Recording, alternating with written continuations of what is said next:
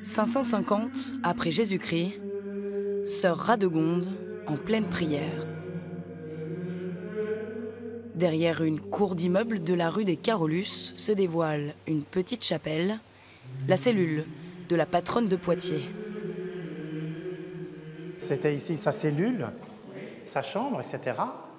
Puisqu'elle était autorisée à vivre en dehors de ses sœurs, puisqu'elle était quand même reine. Donc elle venait se retirer et se reposer ici. Car cette sainte, mariée de force à Clotaire, fils du roi Clovis, était alors reine des Francs, avant de s'enfuir et de s'installer à Poitiers.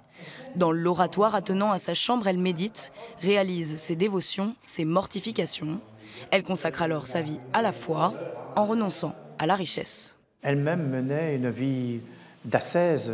Elle refusait, elle mangeait que des légumes, refusait le poisson, jeûnait donc de viande et de poisson. Et elle refusait même les restes de repas qu'elle gardait pour les pauvres.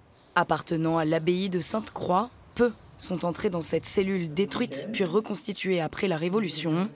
Exceptionnellement, pèlerins ou simples curieux découvrent cet édifice secret. C'est insolite et en même temps, heureusement, que c'est resté parce que c'est notre histoire. Ça me rappelle aussi ce temps de solitude que nous prenons aussi chacune en dehors des temps communautaires pour nous ressourcer dans notre vie de foi.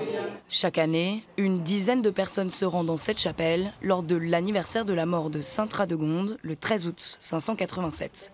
Avant de se rendre auprès de son tombeau, situé dans son église, et d'assister à une messe en son honneur.